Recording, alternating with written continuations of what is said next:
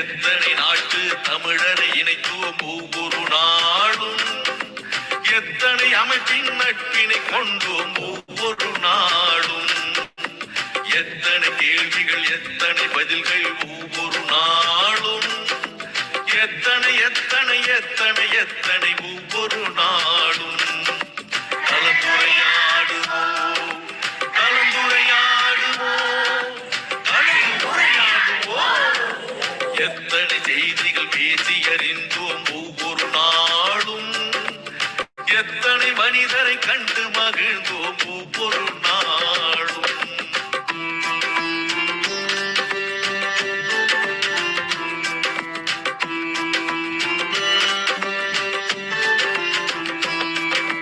திருக்குறள் வாழ்த்து பாடினோம், இசை தமிழ் பாடலும் பாடினோம், அறிவு வளர்ச்சிக்கு தேவைப்படும் வழி அனைத்தும் அனைத்தும் தேடினோம்.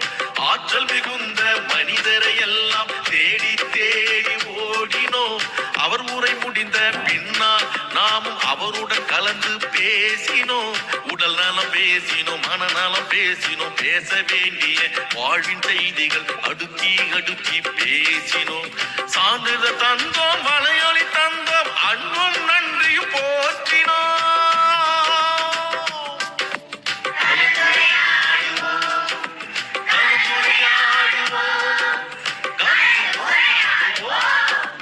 எத்தனை செய்திகள் பேசி அறிந்தோம் ஒவ்வொரு நாளும், எத்தனை மனிதரை கண்டு மகிழ்ந்தோம் ஒவ்வொரு நாளும்.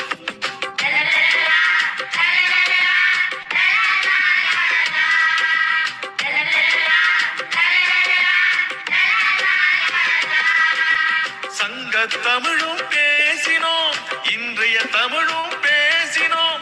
எந்த தமிழை பேசினாலும் நாம் பகுத்தறிவுடனே பேசினோம். சொல்லிய தொடங்கி சுவடிகள் வரையில் தோண்டி தோண்டி பேசினோம். பெண்ணிய தொடங்கி சூழ்நிலை வரையில் ஆய்ந்து தோய்ந்து பேசினோம். கவிதைகள் பாடினோம், கதைகளும் கூறினோம், பட்டிமன்றத்து நிகழ்வுகள் கூட பார்த்து பார்த்து பேசினோம். பிள்ளைகள் தொடங்கி பெரியவர் வரையில் இணைப்புரை தந்து பேசினோம்.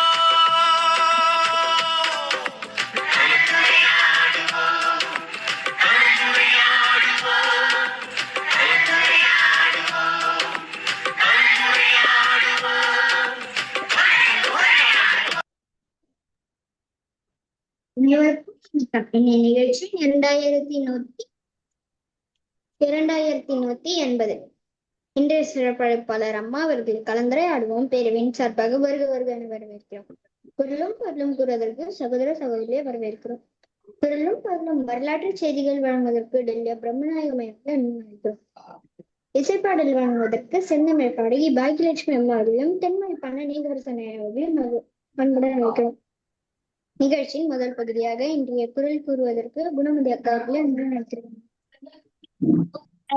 நன்றி. அனைவருக்கும் வணக்கம். அதிகாரம் 116 பிரிவு ஆட்சியாமை. செல்லாமை உண்டல் கணக்குறை மற்றும் நல்வார் வாழ்வார் குறை. இன்கண் உடைத்தவர் பார்வல் பிரிவற்ற புன்கண் உரைத்தால் புணர்வு.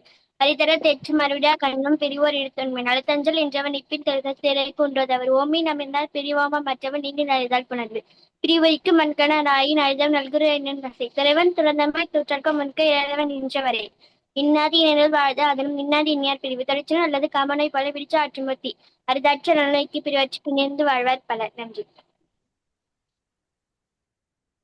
நன்றிங்கக்கா. அடுத்ததாக பொருளும் பொருளும் வரலாற்று செய்திகள் வழங்குவதற்கு டெல்லி பிரம்மநாயகம் அவர்களை அன்புடன் அழைக்கிறேன். அழைப்பதற்கு நன்றி ஈசான். இன்றைய நிகழ்வு என் குரல் புல்லறிவாண்மை அதிகாரத்துடைய நிறைவான குரல். உலகத்தார் உண்டென்பது இல்லென்பான் வையத்து அழகையா வைக்கப்படும். ஆதாரங்களை காட்டி இதுதான் உண்மை என்று தெளிவாக கூறப்படுகின்ற ஒன்றை வேண்டுமென்றே இல்லை என மறுத்துரைப்பவரை பேய்களின் பட்டியலில் தான் வைக்க வேண்டும். இனி வரலாற்றில் இன்று சூன் மாதம் 14ஆம் நாள். இதே நாளில் 1158ஆம் ஆண்டு மியூனிக் நகரம் அமைக்கப்பட்டது. 1216ஆம் ஆண்டு பிரான்சின் இளவரசர் லூயி இங்கிலாந்து வின்செஸ்டர் நகரை கைப்பற்றினார். விரைவில் அவர் இங்கிலாந்தின் பெரும்பாலான பகுதிகளை கைப்பற்றினார். 1404ஆம் ஆண்டு வேல்ஸ் கிளர்ச்சி தலைவர் ஒவைன் கிளித்துவர் தன்னை வேல்ஸ் இளவரசராக அறிவித்து இங்கிலாந்து மன்னர் 4ஆம் ஹென்றிக்கு எதிராக பிரான்சுடன் இணைத்தார். 1618 ஆண்டு இடர்ஸின் முதலாவது செய்தி பத்திரிகை ஆம்ஸ்ட்ராங்கில் இருந்து வெளியிடப்பட்டது. 1822 ஆண்டு சார்லஸ் பாப்பேஜ் வித்தியாச பொறியொன்றிற்கான திட்டத்தை அரச வானியல் கழகத்தில் சமர்ப்பித்தார். 1872 ஆண்டு கனடாவில் தொழிற்சங்கங்கள் சட்டபூர்வமாக்கப்பட்டன. 1888 ஆண்டு வெள்ளை ராசா பிராத்தியங்கள் சரவாக் ராஜ்யம் என பெயரில் பிரித்தானிய காப்பு நாடாயின. 1900 ஆண்டு ஹவாய் ஐக்கிய அமெரிக்காவுடன் இணைக்கப்பட்டது. 1907 ஆண்டு நோர்வே பெண்களுக்கான வாக்குரிமை அளித்தது. 1926 ஆண்டு பிரேசில் உலக நாடுகள் அமைப்பில் இருந்து விலகியது. 1946 ஆண்டு மலேயாவில் இருந்து 2வது தொகுதி தமிழர் இலங்கை வந்து சேர்ந்தனர். 1941 ஆண்டு 2ஆம் ஆல்பர்ட் என்ற ஒரு செம்முக குரங்கு B2 என்ற ஏவுகணை ஒன்றில் 134 கிலோமீட்டர் உயரத்திற்கு சென்று விண்வெளிக்கு சென்ற முதலாவது குரங்கு என்ற பெயரை பெற்றது. இது விண்வெளியிலேயே உயிரிழந்தது. 1962 ஆண்டு ஐரோப்பிய வான் ஆராய்ச்சி மையம் பாரிஸில் அமைக்கப்பட்டது. 1967 ஆண்டு மரைனர் 5 விண்கலம் வீனஸ் கோளை நோக்கி 1982 ஆண்டு போக்லாந்து தீவுகளில் தலைநகர் ஸ்டான்லியில் நிலை கொண்டிருந்த அர்ஜென்டினா படைகள் பிரித்தானிய படைகள் இருந்து சரணமடைந்தன. 2014 ஆண்டு உக்ரைனில் விமானம் ஒன்று சுட்டு வீழ்த்தப்படுகிறது. பயணம் செய்த அனைத்து 49 பேரும் கொல்லப்பட்டனர். 2017 ஆண்டு லண்டனில் வடக்கு கென்ஸ்டன் பகுதியில் உயரமான குடியிருப்பு மனைகளில் ஏற்பட்ட தீ விபத்தில் 72 பேர் உயிரிழந்தனர். 74 பேர் காயமடைந்தனர். 1928 ஆண்டு கியூபா மருத்துவர் மற்றும் மார்க்சியவாதி சேகுவாரா பிறந்தார். இதே நாளில் 1948 ஆண்டு வரலாற்று புதின எழுத்தாளர் கௌதம நீலாம்பரன் பிறந்தார். இதே நாளில் இந்திய இயற்பியலாளர் காசி கிருட்டிணன் 1961 ஆண்டு காலமானார். இன்று உலக இரத்த குருதி கொடையாளர் நாள். வாய்ப்பிற்கு நன்றி, வணக்கம்.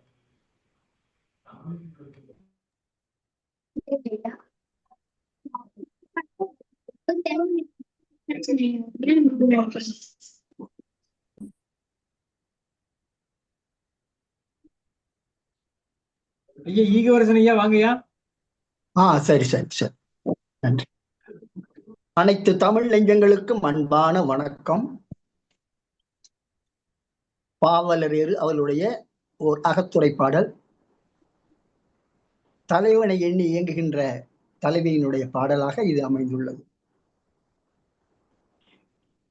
கண்ணியை எண்ணாரோ காதல் கனியை உண்ணாரோ, காத்து கிடக்கும் யாழை மீட்டி இசைக்க பண்ணாரோ, இன்பம் பிசைந்து தின்னாரோ. கண்ணியை எண்ணாரோ காதல் கனியை உண்ணாரோ, காத்து கிடக்கும் யாழை மீட்டி இசைக்க பண்ணாரோ, இன்பம் பிசைந்து தின்னாரோ. என்னை வெறுத்தாரோ இல்லை என்ன மறுத்தாரோ, ஏங்கி கிடக்கும் கிளியை தூக்கி இணை நிறுத்தாரோ, முகத்தை எதிர் நிறுத்தாரோ. கண்ணியை எண்ணாரோ காதல் கனியை உண்ணாரோ, காத்து கிடக்கும் யாழை மீட்டி இசைக்க பண்ணாரோ. மறந்து போவாரோ மறந்து போவாரோ, இல்லை பறந்து மேவாரோ, மங்க இருக்க ஒருத்தியை போய் மணந்து நோவாரோ, என் மடியில் தாவாரோ. மங்க இருக்க ஒருத்தியை போய் மணந்து நோவாரோ, என் மடியில் தாவாரோ. கண்ணியை காணியை உண்ணாரோ, காத்து கிடக்கும் யாழை மீட்டி இசைக்க பண்ணாரோ. இரவு சொல்லாதா அன்றை இரவு சொல்லாதா, இரவு சொல்லாதா அன்றை இரவு சொல்லாதா, இன்பம் விளைத்த இழைக்க இழைக்க இன்பம் விளைத்த உறவு வெல்லாதா, காதல் உறவு வெல்லாதா. கண்ணியை எண்ணாரோ காதல் கனியை உண்ணாரோ, ஆத்து கிடக்கும் யாழை மீட்டி இசைக்க பண்ணாரோ. நிலவு கொல்லாதா அன்றை நிலவு கொல்லாதா, நிலவு கொல்லாதா அன்றை நிலவு கொல்லாதா, நித்தில படுக்கை விரித்து கொடுத்த நிலவு கொல்லாதா, என்னை நெருக்க தள்ளாதா. நித்தில படுக்கை விரித்து கொடுத்த நிலவு கொல்லாதா, என்னை நெருக்க தள்ளாதா. கண்ணியை எண்ணாரோ காதல் கனியை உண்ணாரோ, காத்து கிடக்கும் யாழ் வீட்டி இசைக்க பண்ணாரோ. தேரில் வருவாரோ தேரில் வருவாரோ, முத்தம் நேரில் பெறுவாரோ. தேரில் வருவாரோ முத்தம் நேரில் பெறுவாரோ, தேடி தேடி அலையு விழிக்கு துன்பம் தருவாரோ, இல்லை இன்பம் பெறுவாரோ. தேடி தேடி அலையு விழிக்கு துன்பம் தருவாரோ, இல்லை இன்பம் பெறுவாரோ. கண்ணியை எண்ணாரோ காதல் கனியை உண்ணாரோ, காத்து கிடக்கும் யாழை மீட்டி இசைக்க பண்ணாரோ, இன்பம் பிசைந்து தின்னாரோ. நன்றிங்க ஐயா, நன்றி நன்றி, வணக்கம். சிறப்பான பாடல் வழங்கிய ஈகவரசர் ஐயாவுக்கு நன்றி பாராட்டி, தொடர்ந்து கள்ளமேடு, உளுந்தூர்பேட்டை கானக்குயில் செந்தமிழ் பாடகி பாக்கியலட்சுமி அவர்களை அன்போடு அழைக்கிறோம், வாருங்கள். அழைத்ததற்கு நன்றிங்க ஐயா. அனைவருக்கும் வணக்கம். கவிஞர் மதியழகன் ஐயா அவர்கள் எழுதிய பாடல். 8 தொகையனை கட்டி போடுதே, இந்த 10 பாட்டு இசை கூட்டம் தேடுதே, முத்தமிழமதம் மட்டி போடுதே, நம் சித்தத்தில் செந்தமிழ் மெட்டு போடுதே.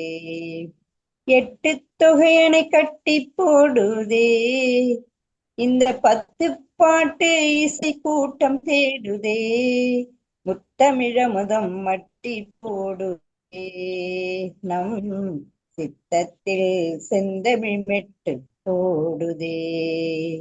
குறுந்தொகை கொண்டு வாசம் வீசுதே, நற்றினை நட்பை தேசம் பேசுதே, 500 ஐயம் தீர்க்குதே, மெல்ல பார்க்குதே. குறுந்தொகை கொண்டு வாசம் வீசுதே, நற்றினை நட்பை தேசம் பேசுதே, 500 ஐயம் தீர்க்குதே, ஒரு மையல் கொண்டு மெல்ல பார்க்குதே. 10 பவழம் போல மின்ன என் பரிபாடல் பண் கொண்டு மெல்ல துள்ள, கைதொகை காதலை சொல்லி செல்ல, ஒரு கவிதை மழையில் நெஞ்சம் நனைய மெல்ல. 10 பவழம் போல மின்ன என் பரிபாடல் பண் கொண்டு மெல்ல துள்ள, கலித்தொகை காதலை சொல்லி செல்ல, ஒரு கவிதை மழையில் நெஞ்சம் நனைய மெல்ல. 8 தொகையனை கட்டி போடுதே, இந்த 10 பாட்டு இசை கூட்டம் தேடுதே, முத்தமிழமுதம் மட்டி போடுதே, நம் சித்தத்தில் செந்தமிழ் மெட்டு போடுதே. அகநானூறு அன்பை சொல்லும் வேதம், நம் புறநானூறு வீரம் சொல்லும் கீதம், முருகாற்று படை நின்று காட்டும், புறநாற்று படை புகழை சேர்க்கும். அகநானூறு அன்பை சொல்லும் வேதம், நம் புறநானூறு வீரம் சொல்லும் கீதம், முருகாற்று படை முன்னின்று காட்டும், புறநாற்று படை தமிழ் புகழை சேர்க்கும். சிறுபாலாற்று படை சீர்மை தருமே, பெரும் பாலாற்று படை பெருமை பெருமே, முல்லைப்பாட்டு மதுரை காஞ்சியும் நம் நெடுநல் வாடை பயனில் நினையும் கவிதை நெஞ்சமே. 8 தொகையணை கட்டி போடுதே இந்த 10 பாட்டு இசை கூட்டம் தேடுதே. முத்தமிழமுதம் மட்டி போடுதே நம் சித்தத்தில் செந்தமிழ் விட்டு போடுதே. நம் சித்தத்தில் செந்தமிழ் விட்டு போடுதே. அடுத்ததுக்கு நன்றி அனைவர். சிறப்பு. முதல் பகுதி இத்துடன் நிறைவுபடுகிறது. இரண்டாம் பகுதியை எடுத்துச் செல்ல முத்து குணமதி அவர்களை அன்போடு அழைக்கிறோம். அடுத்ததற்கு நன்றிங்க ஐயா. இன்றைய நிகழ்வின் 2180.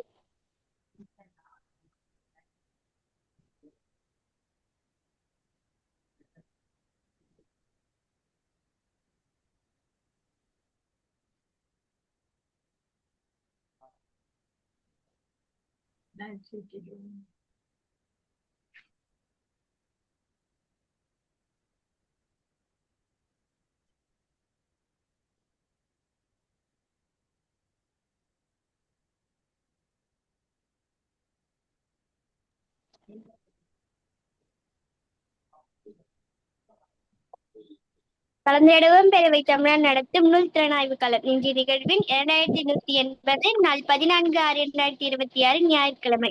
திருவள்ளுவர் ஆண்டு 2057 இடபம் 16. இன்றைய சிறப்பு அழைப்பாளர் சிங்கப்பெண் கவிஞர் எமிமால் அம்மா அவர்கள். ஆசிரியர் 24 ஆண்டுகளாக அரசு பள்ளி ஆசிரியராக பணியாற்றுகிறார்.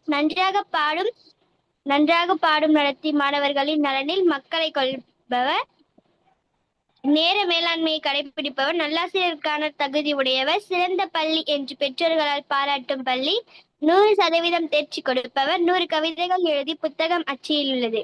அம்மா அவர்கள் இன்று பேச எடுத்துக்கொண்ட தலைப்பு வால்காவிலிருந்து கங்கை வரை. அம்மா தங்கள் 6 மணி வரை உரையாற்றலாம் அம்மா. அழைத்ததுக்கு நன்றி குணமதி. நன்றிங்க. இணையத்தில் இணைந்துள்ள நீதியரசர் நடராஜன் ஐயா அவர்களுக்கும், அநேக அலுவல்கள் மத்தியிலும் தினமும் இந்த நிகழ்வை சிறப்பாக நடத்தி செல்லும் பிரம்மநாயக்க ஐயா அவர்களுக்கும், திருக்குறள் காமராஜர் ஐயா அவர்களுக்கும், மற்றும் தினமும் இவ்விணையத்தில் இணைந்து தம் கருத்துக்களை பகிர்ந்து கொள்கிற அனைவருக்கும், இந்நிகழ்வை அழகாக ஒருங்கிணைத்து செல்லும் மழலை செல்வங்களுக்கும், இங்கு அமர்ந்துள்ள அனைவருக்கும் முதற்கன் என் வணக்கத்தை தெரிவித்துக் கொள்கிறேன்.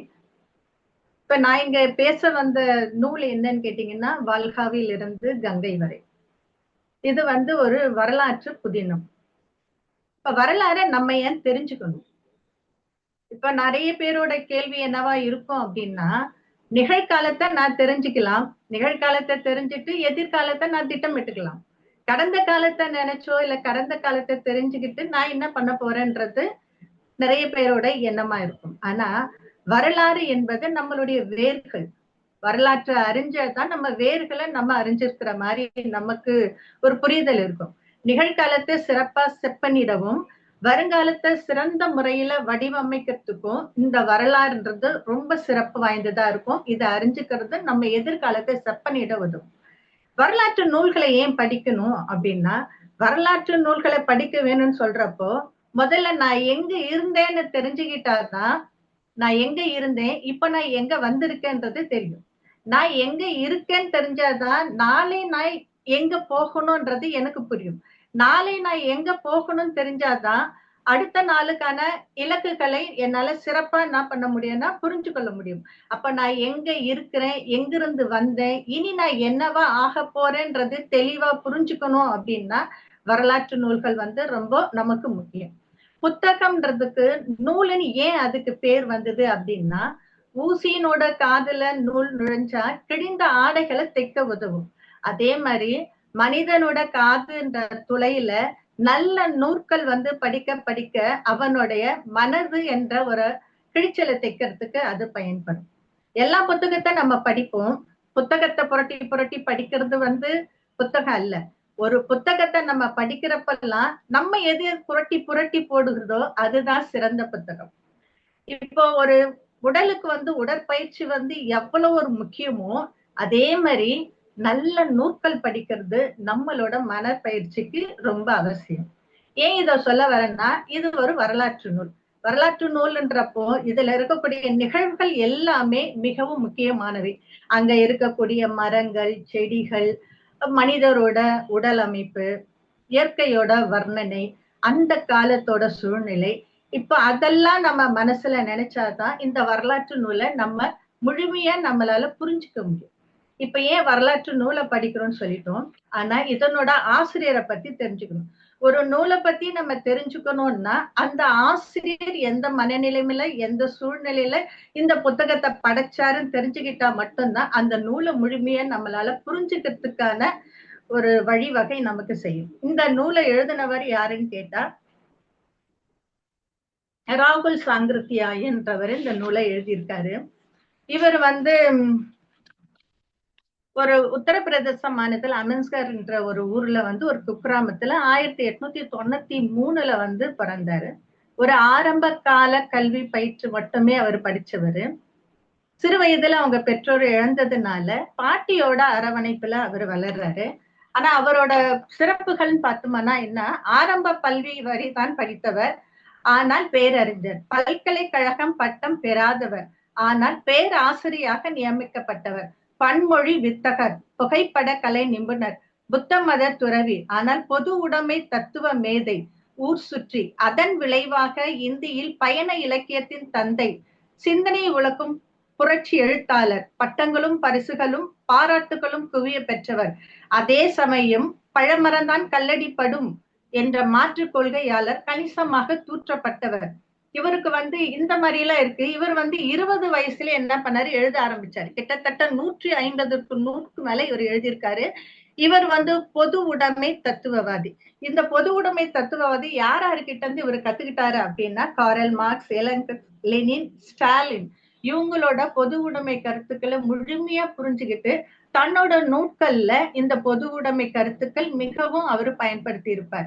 இந்த நூலை நம்ம படிக்கிறதுனாலயோ இல்லாட்டி இவரை பத்தி தெரிஞ்சுக்கிறதுனால என்ன அப்படின்னா, இவர் வந்து ஆரம்ப பள்ளி வரைதான் படிச்சாரு. ஆனா அவரு ஒரு பல்கலைக்கழகத்துல ஒரு பேராசிரியரா இவரோட அறிவு திறமைக்காகவே இவரை பேராசிரியரா நியமிச்சிருக்கிறாங்க. இவருக்கு கிட்டத்தட்ட 35 மொழிகள்ல புலமை வாய்ந்தவர். அது தமிழும் கன்னடமும் சிறிதளவு அவருக்கு கொஞ்சம் தெரியும். இப்போ இந்தியாவோட வரலாற்றை ஒருத்தர் எழுதணும் அப்படின்னா பாலி, அப்புறம் இந்த தமிழ், சமஸ்கிருதம், இந்த மாதிரி மொழிகள்லாம் தெரிஞ்சாதான் இந்தியாவோட ஒரு வரலாற்றை நம்மளால எழுத முடியும். இவருக்கு என்னென்ன மொழிகள் தெரியும்னா, இந்தி, உருது, பாரசீகம், சமஸ்கிருதம், பாலி, ஆங்கிலம், சிங்களம், ருஷியன், திபெத்தியன், ஜப்பானிய மொழிகள், இதெல்லாமே அவருக்கு நிறைய தெரியும். இந்த நூல்கள் அவர் படைக்க காரணம் என்ன அப்படின்னா, இவர் வந்து ஒரு ஆரிய வம்சத்தை சார்ந்தவர். இவர் வந்து பொது உடைமை கற்களை சொல்றதுனாலே தன்னோட இனத்தாலே நிறைய தூற்றப்பட்டவர். அதனால இந்த நூல் வந்து என்ன நமக்கு சொல்ல வருதுன்னா, இப்ப இவரை பத்தி தெரிஞ்சுக்கிட்டோம். இப்ப இந்த நூல் இது வந்து வால்காவில் இருந்து கங்கை வரை இந்த ராகுல் சாங்கிருத்தியான் எழுதியிருக்காரு. இது வந்து வால்கா சே கங்கான்ற இந்தி நாவலோட மொழிபெயர்ப்பு. கனமுத்தாயான்றவர் வந்து இதை மொழிபெயர்த்திருக்காரு. 1949 வந்து 43 இந்த நூலை எழுதியிருக்காங்க. கனமுத்தாயா வந்து 1949 தமிழ்ல இது வந்து மொழிபெயர்த்து கொடுத்திருக்காரு. இது வந்து ஆரிய ஐரோப்பிய இனத்தை பத்திய ஒரு நூல். இது கிட்டத்தட்ட கிமு 6000 ஆண்டுகளுக்கு முன்னாடி வால்கா நதிக்கரையில இந்திய ஐரோப்பிய ஆரிய இனத்தோட வாழ்க்கை வரலாற ஒரு 20 கதைகள்ல இத சொல்லிட்டு வர்றாரு. இவங்க வந்து காடு, மலை, இடம் விட்டு இடம் பெயர்ந்து சொல்லான துன்பங்களை அனுபவிச்சு நிறைய இன்னல்கள் மத்தியில கடைசியா எங்க வந்து சேர்றாங்கன்னா இந்தியாவில வந்து சேர்றாங்க. இப்ப இந்தியாவில சேர்ந்த இவங்க யாரு, இவங்க எங்கிருந்து வந்தாங்க, 4000 ஆண்டுகளுக்கு முன்னாடி இவங்களோட உணவுல உடையில என்ன மாற்றம், என்ன முன்னேற்றம், இத பத்தி தெரிஞ்சுக்கிறது தான் இந்த கதை. கிட்டத்தட்ட இது வந்து எந்தன்னா கிபி 6000 ஆண்டுகளில இருந்து 1942 காலகட்டத்துல நடக்கக்கூடிய வரலாற்றுகளை ஒரு 20 கதைகள்ல என்ன பண்றாரு, தொகுத்து சொல்றாரு. ஒவ்வொரு கதையும் ஒரு காலகட்டத்துக்கான வரலாறு. இந்த காலகட்டத்துல நடக்கக்கூடிய வரலாற வந்து அவர் வந்து நிறைய ஊர் சுற்றி புராணம் சொல்லிட்டு அவர் கிட்டத்தட்ட 150 நூட்கள் எழுதியிருக்காரு இல்லையா. இவருக்கு இந்த பலதரப்பட்டமான அறிவு எப்படி கிடைச்சது அப்படின்னா, இவரோட படிப்பே எப்படின்னா பயணம் பண்ணி படிக்கிறது. ஒரு இடத்துக்கு பயணம் பண்ணுவாரு, அந்த மக்களோட கலாச்சாரம், அங்க இருக்கக்கூடிய நூட்கள், அங்க இருக்கக்கூடிய புனித ஸ்தலங்கள், இது எல்லாமே கண்டுபிடிச்சு இதுல என்னென்ன கருத்துக்கள், முதல்ல என்ன வந்தது, இப்ப என்ன நடக்குதுன்றத ஆராய்ச்சி பண்ணி நிறைய நூட்களை இவர் வந்து மேற்கோள் காட்டி இந்த நூலை வந்து எழுதியிருக்காரு.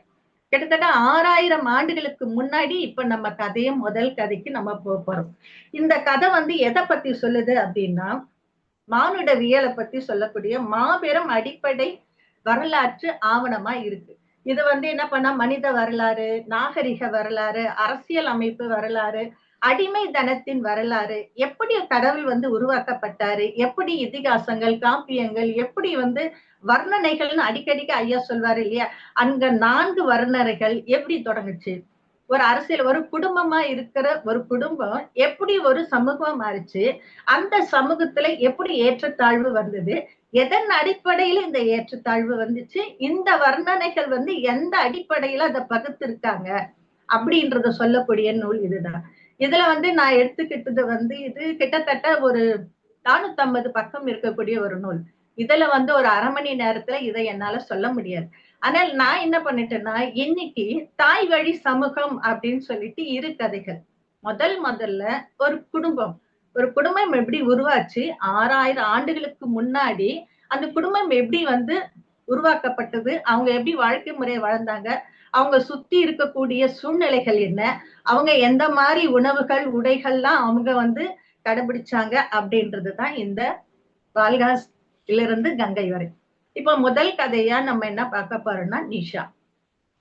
இந்த நிஷா கதைன்றது 6000 ஆண்டுகளுக்கு முன்னாடி. இப்ப அப்படியே நம்ம இப்ப இருக்கோம் இல்லையா, இந்த வருஷத்தை அப்படியே மறந்துட்டு 6000 வருஷத்துக்கு முன்னாடி இந்த உலகம் எப்படி இருந்திருக்கும் அததான் இப்ப நினைக்கிறேன். இன்னொரு விஷயம் இதுக்கு முன்னாடி சொல்ல விரும்புறேன். இது வந்து வால்காசேனா, இது வந்து என்ன சொல்றாங்க, இந்தியா ஐரோப்பியாவோட இனத்தை குறித்து தானே இதை நம்ம பாக்குறோம். ஆனா இதுக்கு முன்னாடியே நாகரிக வரலாற்றுல முன்னேற்றம் அடைஞ்சது வந்து எகிப்து, மெசபடோமியா, சிந்து சமவெளி நாகரிகங்கள் எல்லாமே இதுக்கு முன்னாடியே ரொம்ப நாகரிகத்துல வளர்ச்சியை தொட்டிட்டாங்க. அதுக்கப்புறமா என்ன சொல்றாங்க, இந்த நாகரிகத்தை கொண்டு வராங்க.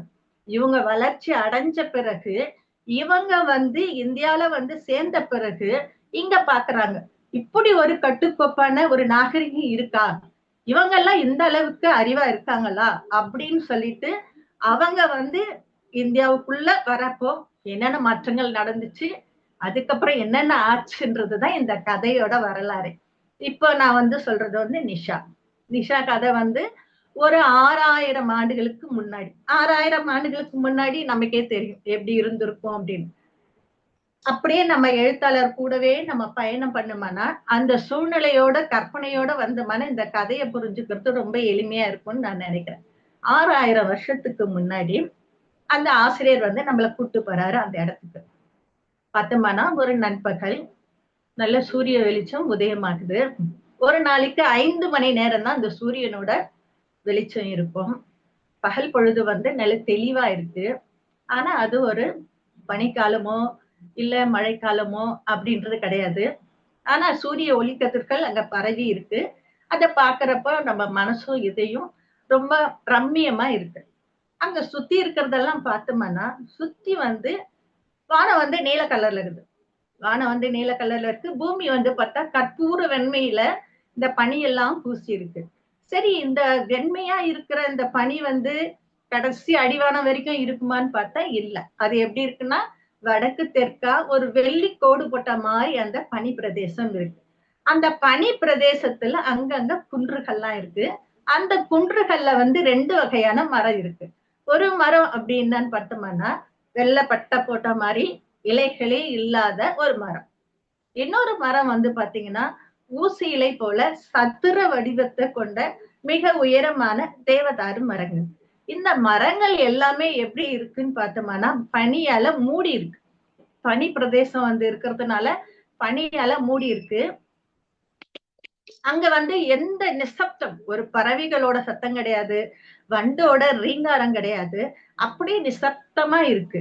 ஆசிரியர் என்ன சொல்றாருன்னா, சரி இதெல்லாம் சுத்தி பார்த்துட்டுமே, இந்த மலைக்கு மேல ஏறி பார்த்தா என்ன இருக்குன்னு பார்க்கலாம் அப்படின்றதுக்காக அந்த தேவதாரு மரத்து மேல ஏறுறாங்க. மேல ஏறினா அங்க குன்றுகள் இருக்கு, பனி படர்ந்த பிரதேசமா இருக்கு.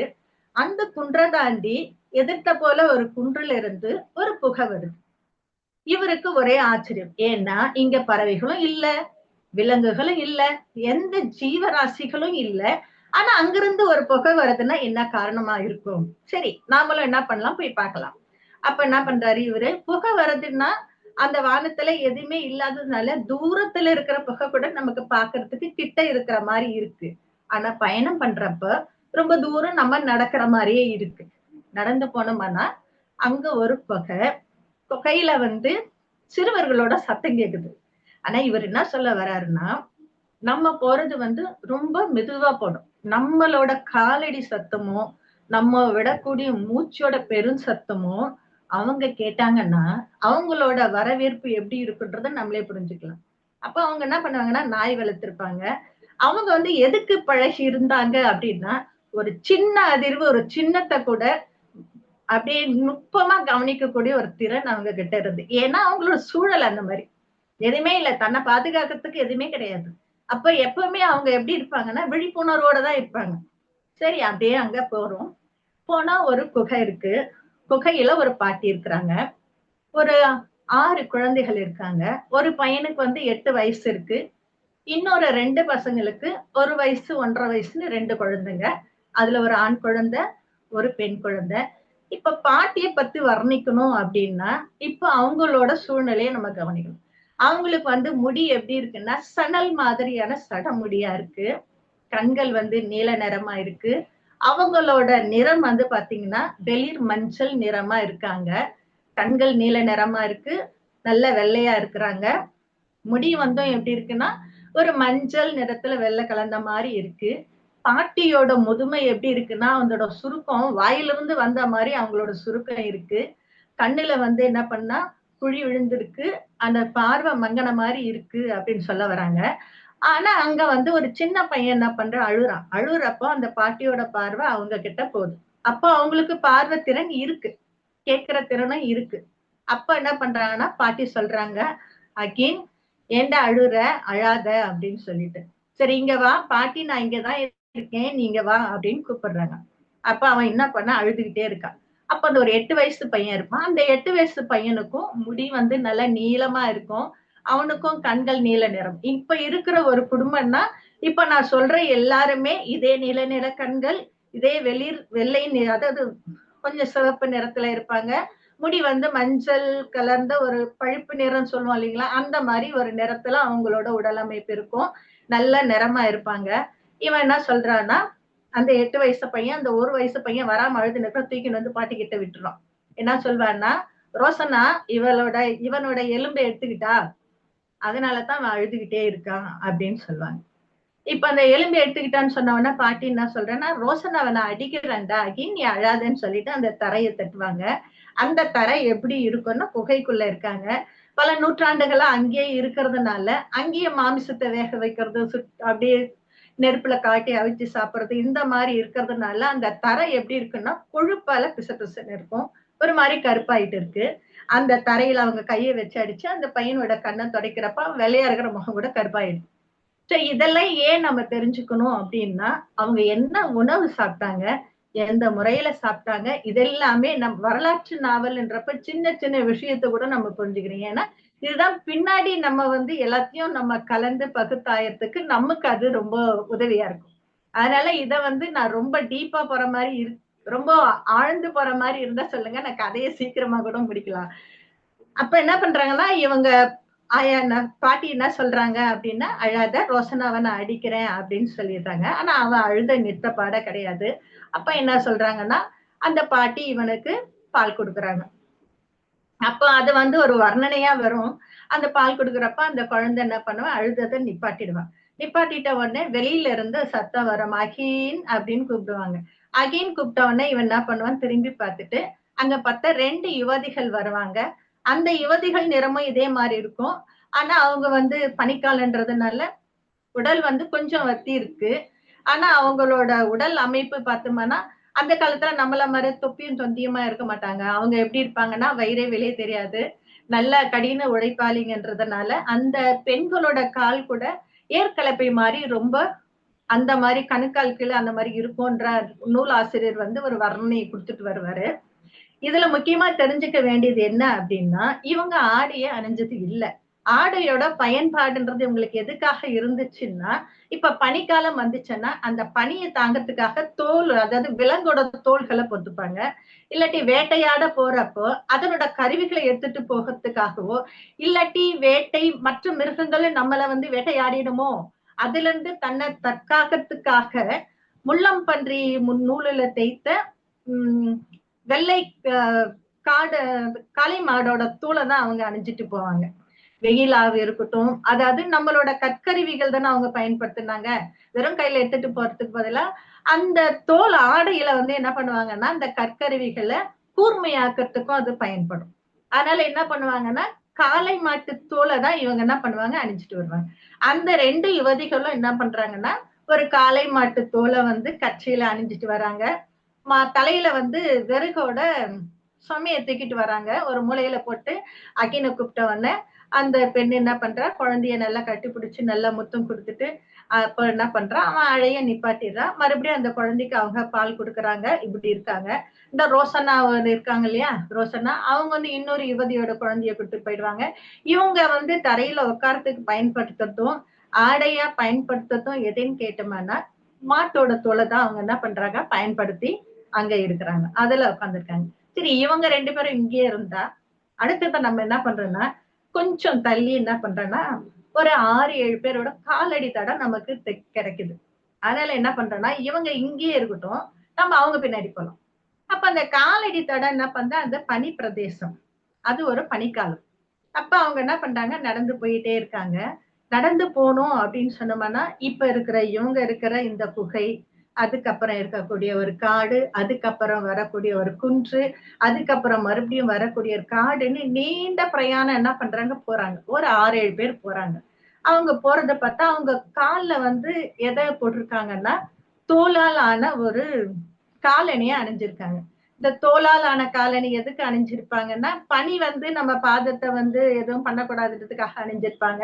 முக்கால்வாசி இந்த தோலான காலணி வந்து சத்தம் தராது, நம்ம நடக்கிற சத்தமே அதுல வராது. அப்போ நம்ம சத்தம் இல்லாம இருந்தா தான் இவங்க எங்க வேட்டைக்கு போனாலும் சரி வேற எதுக்கு போனாலும் அது அவங்களுக்கு ரொம்ப பாதுகாப்பாவும் நல்ல வசதியாவும் இருந்திருக்கும் அவங்களுக்கு. அந்த தோலால ஆன செருப்பை போட்டுட்டு என்ன பண்றாங்க நடக்கிறாங்க. நடந்தா அங்க வந்து என்ன பண்றாங்கன்னா ஒரு 6 பேர் போறாங்க. அதுல வந்து ஒரு யுவதி, அவங்களுக்கு வந்து பாத்தீங்கன்னா 40ல இருந்து 45 வயசுக்குள்ள இருக்கும். நல்ல கட்டு மஸ்தான உடம்புன்னு சொல்லுவோம் இல்லையா, அந்த மாதிரி ஒரு உடம்பு. அவங்க கையில பாத்தீங்கன்னா ஒரு கற்கோடாரி இருக்கு. அப்புறமா ஒரு 5 அடி நீளமுள்ள ஒரு அந்த தேவதாரு மரம்னு இருக்கு இல்லையா, அதனால கம்பாலான ஈட்டியை வச்சிருக்காங்க. ஒரு கற்கோடாலியும் வச்சிருக்காங்க. இவங்க வந்து போறது பாத்தீங்கன்னா ஒரு பெரியவங்க பார்த்தா 40-45 வயசுல ஒரு பெரியவங்க. அவரை வயசு அவங்களுக்கு ஈக்குவலா இருக்கக்கூடிய வயசுல ஒரு ஆணு, 2 யுவதிகள், ஒரு 16 வயசு ஒரு 24 வயசு ஒரு பொண்ணு, அதே மாதிரி ஒரு 16 வயசு ஒரு 24 வயசுல இருக்கக்கூடிய ஒரு ஆண். இவங்க என்ன பண்றாங்கன்னா இவங்க 2 அவங்க 6 பேர் என்ன பண்றாங்க போயிட்டே இருக்காங்க.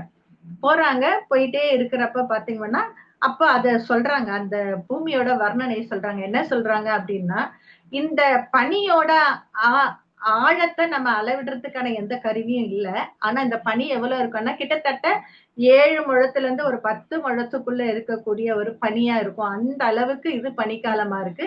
எந்த வருஷமும் இல்லாத இந்த பனி வந்து ரொம்ப அதிகமா இருக்கு அப்படின்னு சொல்லிட்டு போறாங்க. இவங்க எல்லாம் போறப்ப என்ன பண்றாங்க, அங்க முதல்ல இருக்கிற பெண் தான் அந்த குழுவை வந்து வழி நடத்திட்டு போறாங்க. இந்த வழி நடத்திட்டு போறது எல்லாமே இங்க பெண்கள் தான் முதன்மையா இருப்பாங்க. அந்த 40-45 வயசு இருக்கக்கூடிய ஒரு பெண், அந்த தாய் வந்து என்ன பண்ற வழி நடத்திட்டு போவாங்க. அங்க போனோம்னா ஒரு குகை இருக்கும். அந்த குகைக்குள்ள இவங்க தான் முதல்ல போவாங்க.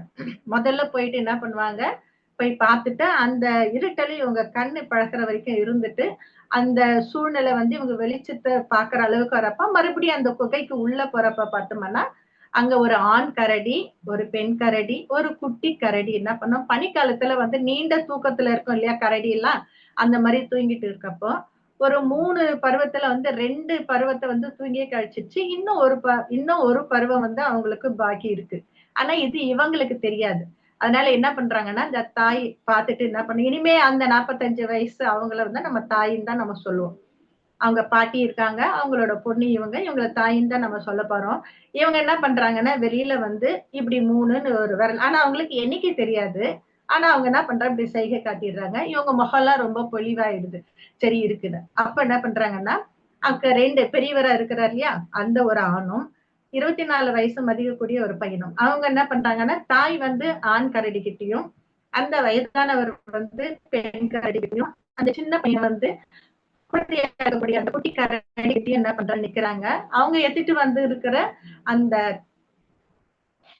மரத்தாலான ஈட்டி, அதுல என்ன பண்றாங்கன்னா கரடியை வச்சு ஒரே குத்துறாங்க. குத்திட்டா 3 பேரும் ஒரே நேரத்துல குத்துறாங்க. அந்த டைம்ல என்ன பண்றாங்கன்னா இவங்களுக்கு உணவு கிடைக்கிறது ரொம்ப கஷ்டம். இப்ப இந்த பனிக்காலத்திலேயே இவங்க இவ்வளவு தூரம் உணவு தேடி வந்தாங்க அப்படின்னா, காட்டுல இருக்கிற விலங்குகள்லாம் இங்க உணவு கிடைக்காது, தண்ணி கிடைக்காதுன்றதுக்காக என்ன பண்ணுவாங்கன்னா வேற ஒரு இடத்துக்கு பயணம் பண்ணி போயிடும். அப்ப அந்த வேற ஒரு பயணம் பண்ணி போறப்ப இவங்களுக்கோட உணவுன்றது வெறும் மாமிசம் மட்டும்தான். அங்க கிடைக்கக்கூடிய என்ன கிடைக்கும், வேட்டையாடி அந்த மாம்சத்தை சாப்பிடுறதுதான் இவங்களது. ஏன்னா வேற எதுவுமே கண்டுபிடிக்கல, நெருப்பை தவிர வேற எதுவுமே இவங்களுக்கு தெரியாது. அப்ப என்ன பண்றாங்க, இந்த கரடியை என்ன பண்றாங்க, கொன்னுடுறாங்க.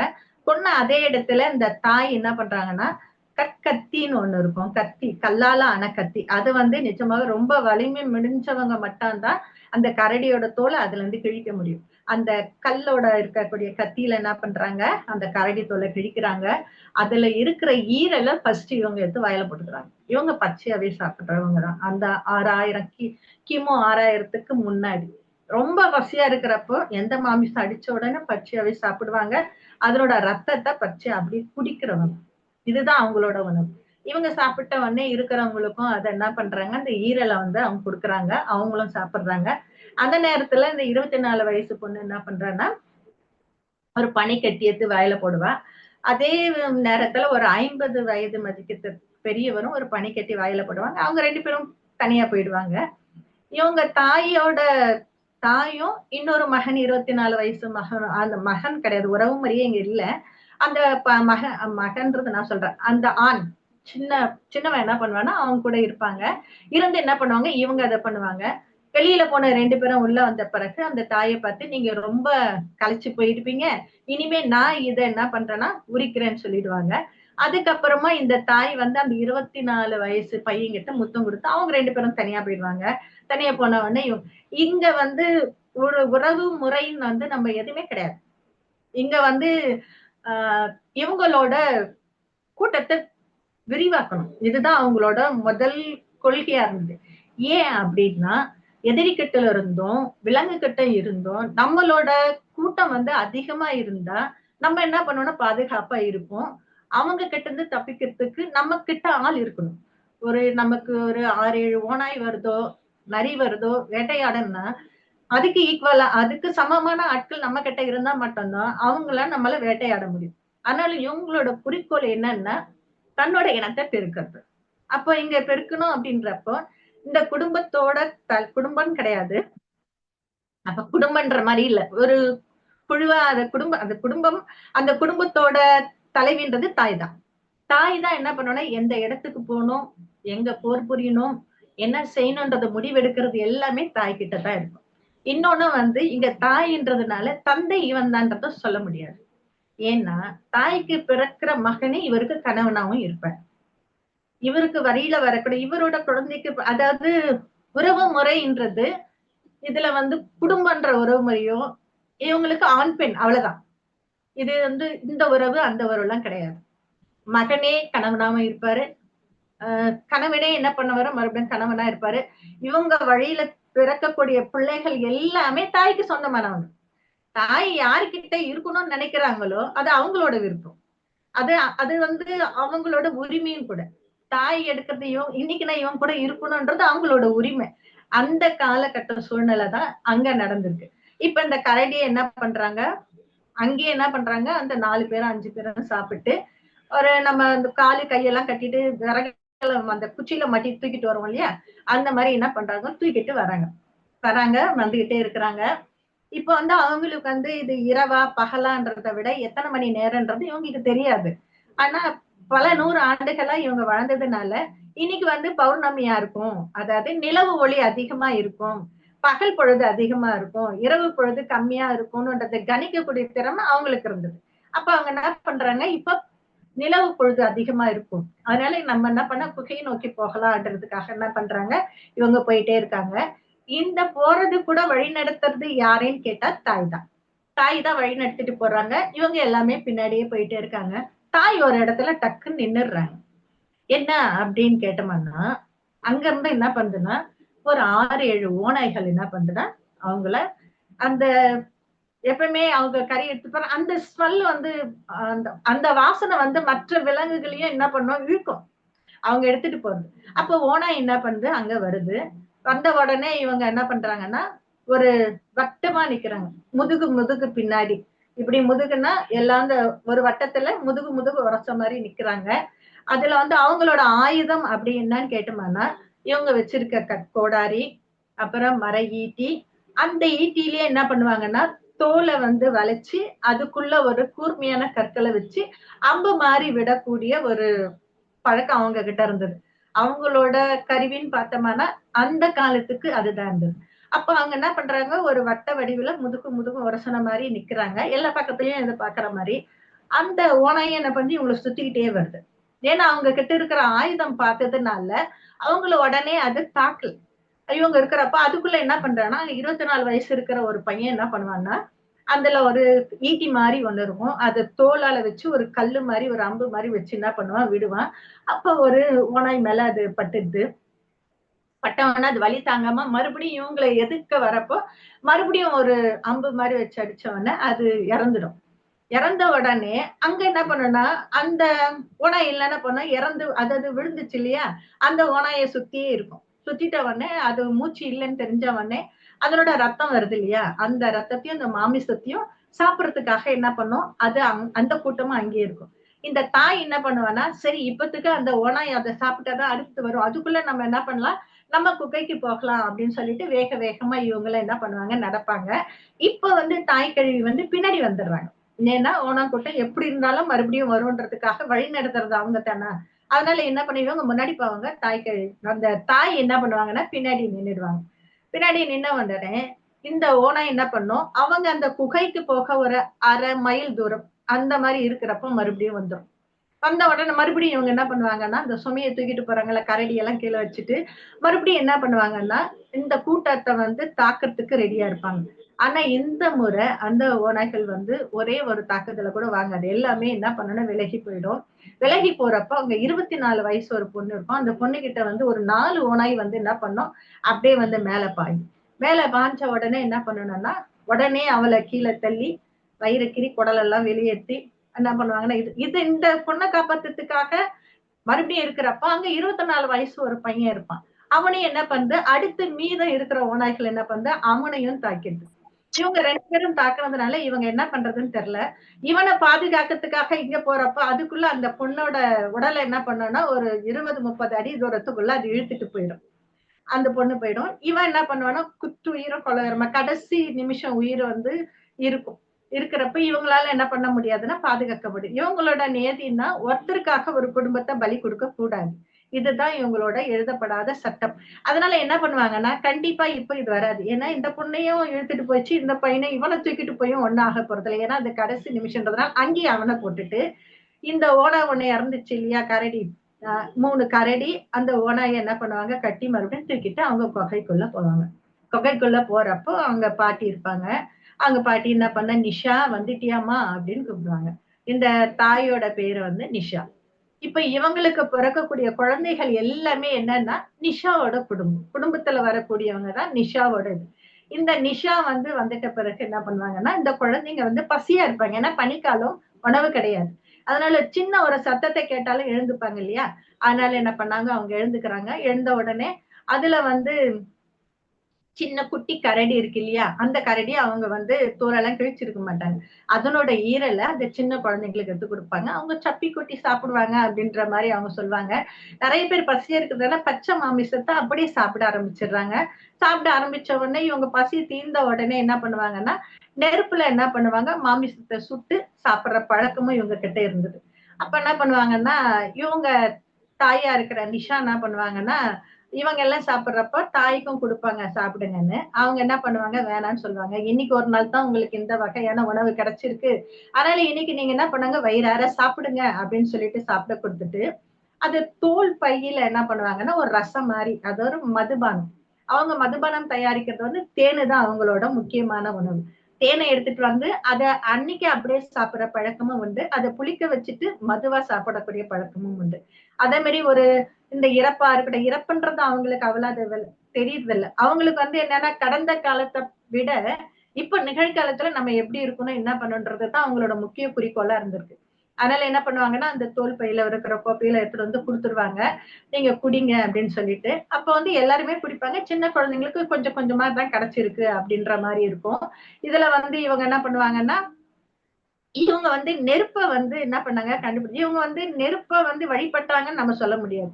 ஏன்னா நெருப்பு வந்து இவங்களுக்கு முக்கியமான ஒண்ணு. எப்படி அப்படின்னா, விலங்குகள இருந்து பாதுகாக்கிறதும் நெருப்பு தான். அதே மாதிரி இவங்களோட குளிர்ல இருந்து பாதுகாப்புறதும் நெருப்பு தான். நெருப்பு அணைஞ்சிச்சுன்னா நம்மளோட இனமே அழிஞ்சிடும்ன்ற ஒரு கொள்கை அவங்க கிட்ட, அந்த மாதிரி ஒரு அறிதல் அவங்க கிட்ட இருந்திருக்கும். அந்த நெருப்பு அணையாம பாதுகாக்கிறது இவங்களோட கடமை. அதனால இதனால இப்ப ஒரு என்ன பண்ணாங்கன்னா, நெருப்புனால என்ன பண்ணுவாங்க, இந்த மரம் வெட்டுறது கூட பாத்தீங்கன்னா, அவங்களுக்கு கத்தி கிடையாது அந்த காலத்துல. அப்ப என்ன பண்ணிருப்பாங்க, கல்லாலதான் வெட்டியிருப்பாங்க. கூர்மையான கல்லை வச்சு ஒரு மரத்தை வெட்டுறது, அப்புறமா ஒரு கோடாரி செய்யறது, ஒரு ஈட்டி செய்யறது எல்லாமே. அப்ப என்ன பண்ணணும், கத்தி வச்சு செய்யறதை விட நெருப்புல அந்த மரத்தை காட்டி அதை எரிஞ்ச பிறகு அதை தள்ளிட்டு அதை செய்யறதுக்கு இந்த நெருப்பு அவங்களுக்கு ரொம்ப பயனுள்ளதா இருந்திருக்கு. அதனால இது வந்து நமக்கு வந்து இந்த நெருப்பு தான் எல்லாமே கொடுத்துருக்குது அப்படின்றதுக்காக நெருப்புக்கு என்ன பண்ணுவாங்கன்னா, தங்கிட்ட இருக்கிறது எல்லாமே போடுவாங்க. இப்ப மாமிசம் இருந்துச்சுன்னா மாமிசத்தை போடுவாங்க. இப்ப தேனை குடிக்கிறாங்கன்னா தேனும் அந்த நெருப்புல ஊத்துவாங்க. ஆனா இப்ப அதாவது இந்த கிமு 6000 ஆண்டுல நடக்கக்கூடிய இந்த நெருப்போட வழிபாடு இப்ப இருக்கக்கூடிய இந்துவோட இருக்கிற ஹோமத்துக்கு சம்பந்தம் கிடையாது. அது வேற, இது வேற. அது வந்து எப்படி மாறுச்சுன்றது இந்த கதையில அப்புறமா வரும். ஆனா இப்ப அவங்களோட பயன்பாடு நெருப்பு வந்து அவங்களுக்கு பாதுகாக்கக்கூடிய ஒரு பாதுகாப்பு, அவ்வளவுதான். நெருப்பு எரிஞ்சா விலங்குகள் வராது. நெருப்பு இருக்கிறதுனால இவங்களுக்கு எல்லாமே பாதுகாப்புன்ற மாதிரிதான் இந்த நெருப்போட பயன்பாடு அவங்களுக்கு இருந்திருக்கு. அதை தாண்டி நெருப்பு வந்து தெய்வமாவோ நெருப்ப ஒரு கடவுளாவோ இவங்க வழிபடலாம். இப்ப என்ன பண்ணாங்க, இது முடிஞ்சிச்சு. இப்ப முடிஞ்ச உடனே இவங்க என்ன இருக்கிறாங்க, அது கொஞ்ச நாள் 6 மாசம் கழியுது. 6 மாசம் கழிஞ்ச பிறகு மறுபடியும் என்ன பண்ணுதுன்னா, அந்த பனி எல்லாம் உறைய ஆரம்பிக்குது. மரம் செடி கொடிகள் எல்லாம் மறுபடியும் இலை விட ஆரம்பிக்கிறது. மண்ணோட மனம் வந்து புதுசா வருது. வெளியில இருந்த மிருகங்கள் எல்லாம் அந்த மண்ணோட மனத்துக்கு இழுத்து மறுபடியும் வருது. பனியால கட்டி இருந்த ஆறு வந்து இப்போ தண்ணி நல்லா போகுது. இவங்களுக்கு வந்து இப்ப வந்து மரம் செடி கொடிகள் எப்படி செழிப்பா இருக்கோ அதே மாதிரி இந்த மக்கள் இனமும் என்ன பண்றாங்க, பனிக்காலத்துல உணவு இல்லாம மெலிஞ்சு போனவங்க கொஞ்சம் புஷ்டியா என்ன பண்றாங்க, மாறுறாங்க. இந்த டைம்ல தான் இவங்களுக்கு என்ன பண்றாங்கன்னா, வீட்டு விலங்க நாயை பயன்படுத்தக்கூடிய ஒரு இது கிடையாது. ஒரு ஒரு பயன் கிடைக்குது அவங்களுக்கு, ஏற்கனவே இருக்கு. ஆனா வேட்டைக்காக நாயை அவங்க பயன்படுத்துறது கிடையாது. இப்ப என்ன பண்றாங்க, இந்த மாதிரி இது நடந்துட்டே இருக்கிறப்போ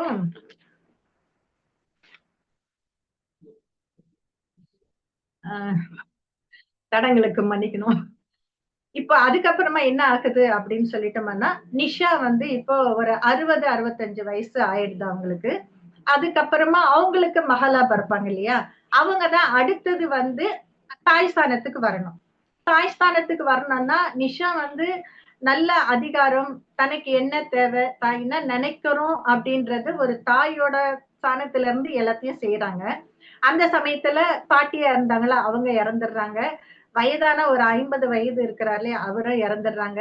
வெள்ளத்துல அவர் அடிச்சுட்டு போறாரு. ஓனாய் வந்து 2 பிள்ளைங்களை கூட்டு போறாங்க. கிட்டத்தட்ட ஒரு 16 பேர் இருக்கக்கூடிய குடும்பம் வந்து ஒரு 9 பேரா என்ன பண்ணுது, சுருங்கி போயிடுது. இப்ப வந்து நிஷாக்கு வந்து பெண் பிள்ளைகள்லாம் பிறக்கிறாங்க. அதுல லேக்கான்ற ஒரு அவங்க வந்து ரொம்ப என்ன சொல்றாங்க, வீர மங்கையா இருக்கிறாங்கன்ற மாதிரி நம்ம சொல்லலாம்.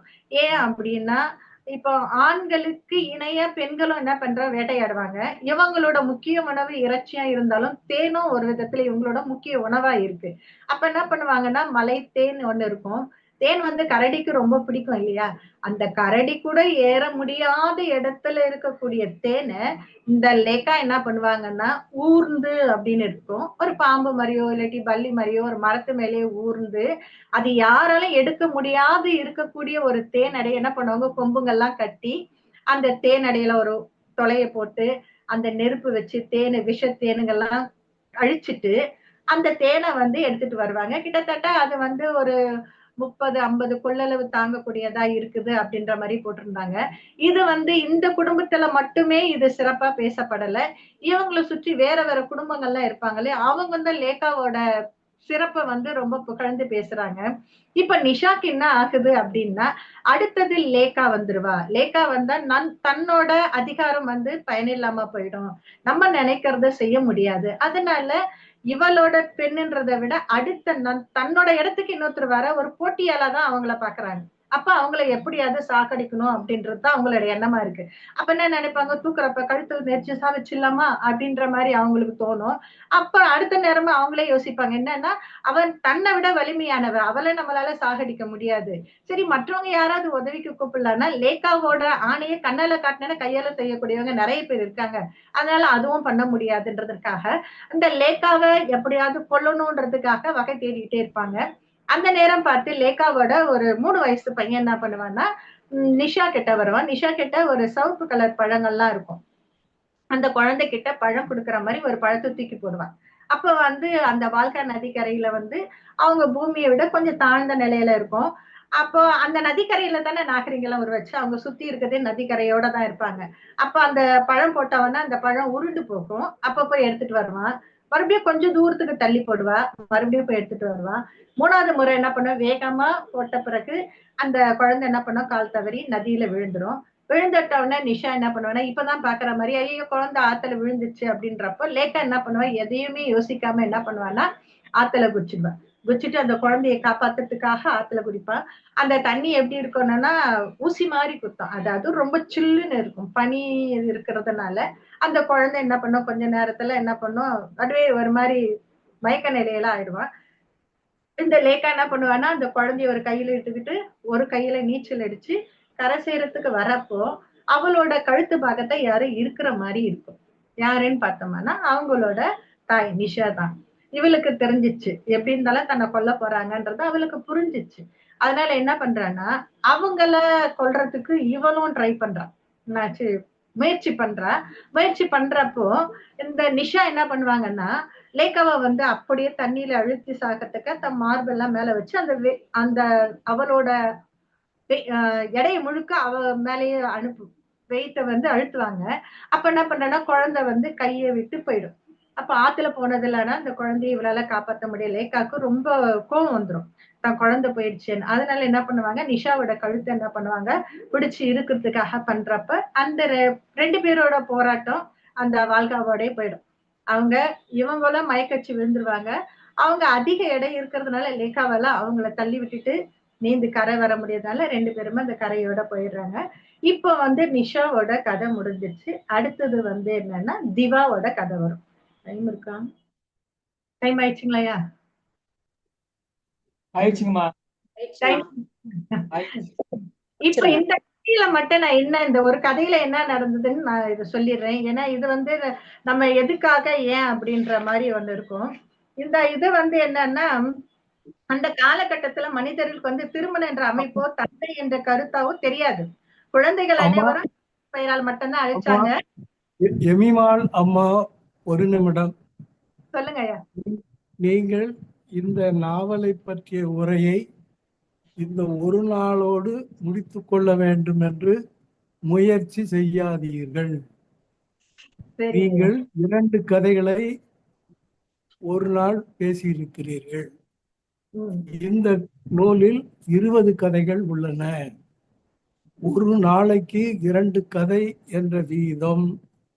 இன்னும் 9 நாட்கள் நீங்கள் தொடர் உரை ஆற்ற வேண்டும் என்று நமது பேரவை உறுப்பினர்கள் சார்பாக நான் கேட்டுக்கொள்கிறேன். நன்றிங்க.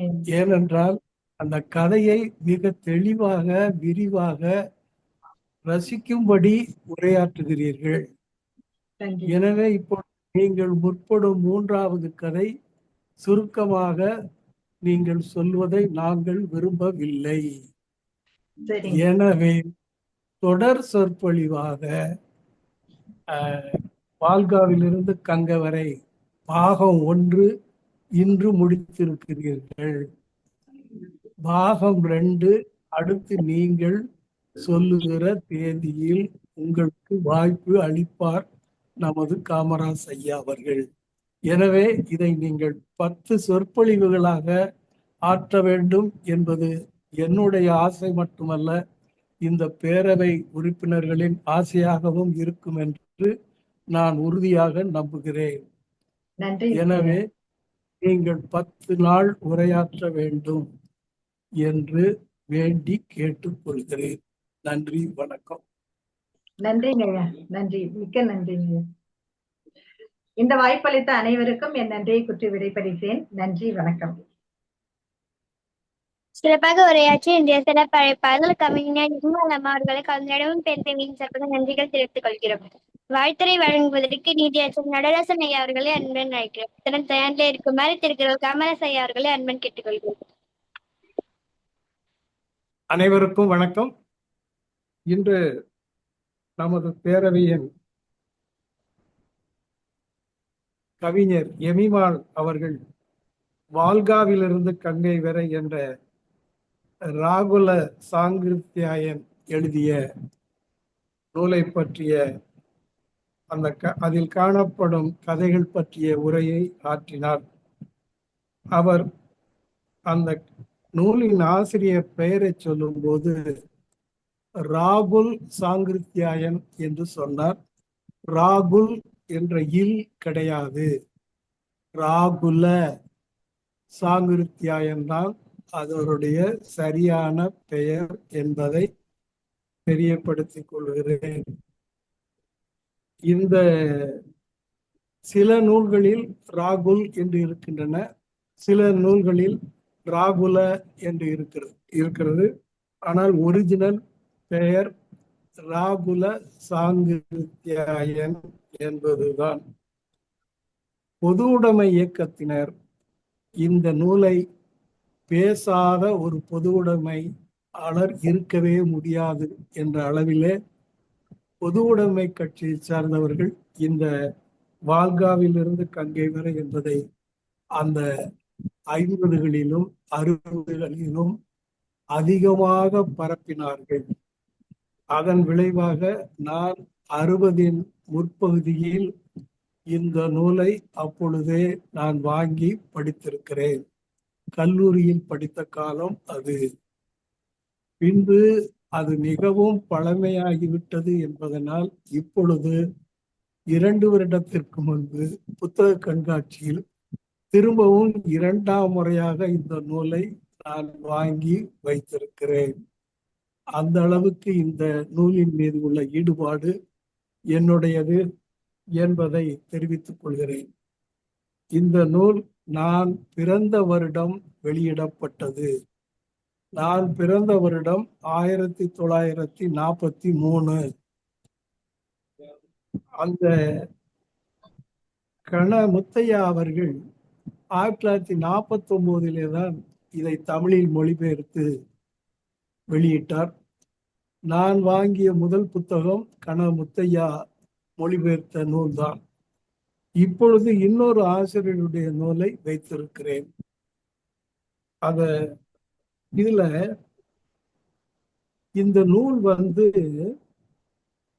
ஒரு தமிழ்ல மட்டும் வந்ததுன்னு நீங்க நினைச்சிடாதீங்க. ஆங்கிலம், ரஷ்ய மொழி, சீன மொழி மற்றும் பல மொழிகளில் இது மொழிபெயர்க்கப்பட்டு வெளியிடப்பட்டிருக்கிறது. உலகத்தில் அதிகமாக விற்பனை செய்யப்பட்ட நூல்களில் இதுவும் ஒன்று என்பது இதன் சிறப்பாகும். அந்த வால்கா என்பது ரஷ்யாவில் உள்ள நதி. அதை அம்மையார் அவர்களே குறிப்பிட்டார்கள். எனவே அம்மையாருடைய அந்த கதையை விளக்குகிற பாங்கு வெகு சிறப்பாக இருந்தது. இவ்வளவு சிறப்பாக உரையாற்றுவார் என்று நான் கூட நம்பவில்லை. அதனால்தான் சொன்னேன், தயவுசெய்து உங்களுடைய முழு உரையை, விரிவான உரையை எதிர்பார்க்கிறோம். இன்னும் 9 பகுதிகள் இருக்கின்றன. அதை நீங்கள் தொடர வேண்டும் என்று சொல்லி உங்களை வாயார மனதார வாழ்த்துகிறேன், பாராட்டுகிறேன். வாய்ப்புக்கு நன்றி, வணக்கம். நன்றிங்க ஐயா, மிக்க நன்றி. சிறப்பாக வாழ்த்துறை வழங்கி நீதியரசர் நடேசன் ஐயா அவர்களுக்கு நன்றிகள். அடுத்த வாழ்த்துறை வழங்குவதற்கு திருக்குறள் காமராஜ் ஐயா அவர்களே அன்புடன் அழைக்கிறோம். துறன் தயானில் இருக்குமாறு டெல்லி பிரம்மநாயகம் ஐயா அவர்களே அன்புடன் கேட்டுக்கொள்கிறோம். கேட்டார் பிடிக்கும் தகையவாய் கேளாரும் வேற்றும் மொழிவதும். மிக அருமையாக ஒரு நூல் திறனாய்வு எப்படி செய்ய வேண்டும், அதான் முதல் முறையாக நூல் திறனாய்வு பண்றாங்க. அத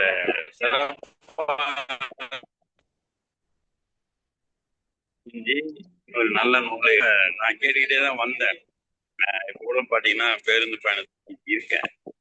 ஆனாலும் கூட அந்த நூல் என்ன சொல்கிறது, எந்த கதை எப்படி போகிறது அப்படின்றது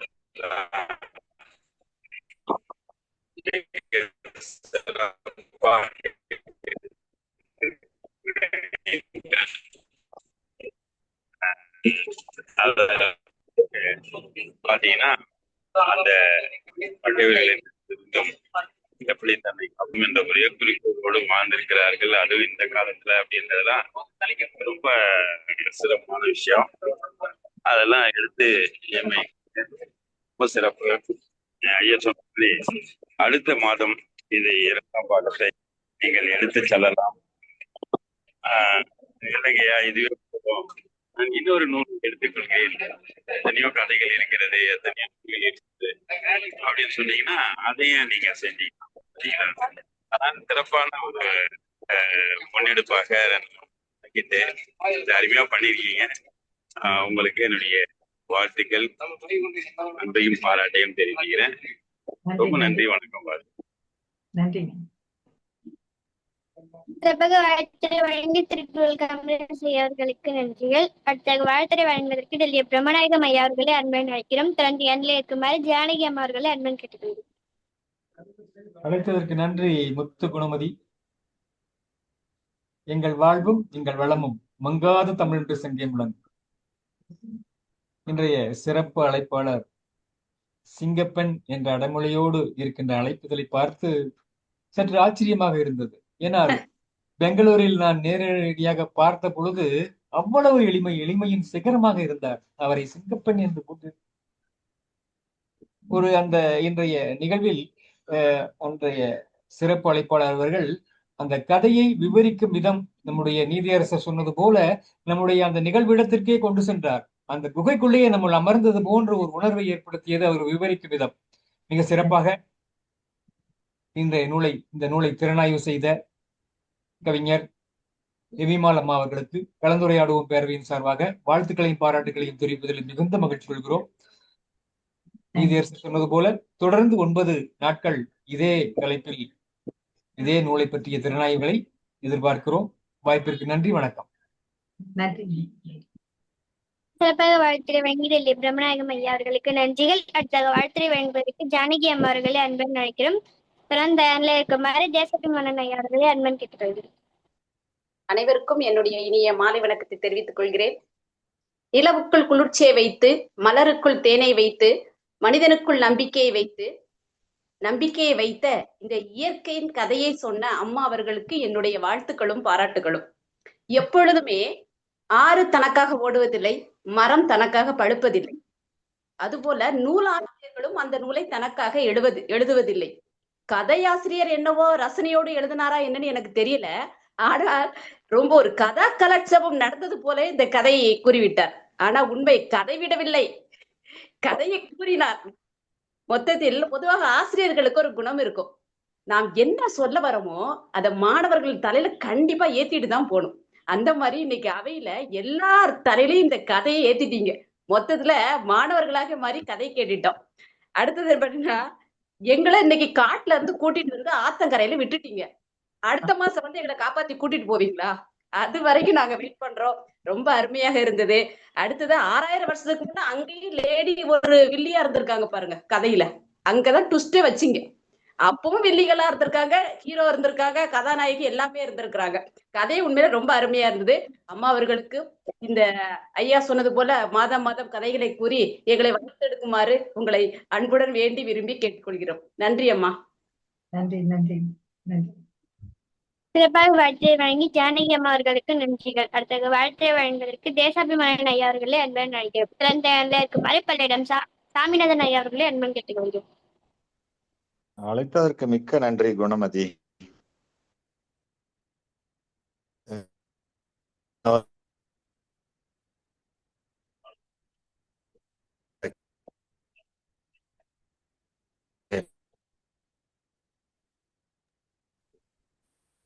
ஐயா குரல் வரல, உங்க காணொலியை நான் அணைக்கிறேன் பாருங்க, பேசுங்கய்யா. பேசுறது கேக்குதா? அவர் இணையச்சிக்கல் இருக்கு போல.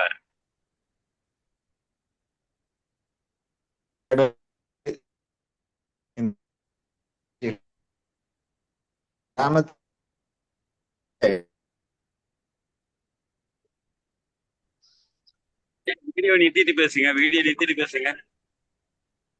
நிறுத்த முடியலங்கய்யா. அது குணமதி, சாமிநாதன் ஐயா கூப்பிடுங்க, அவர் வெளியில போயிட்டாங்க.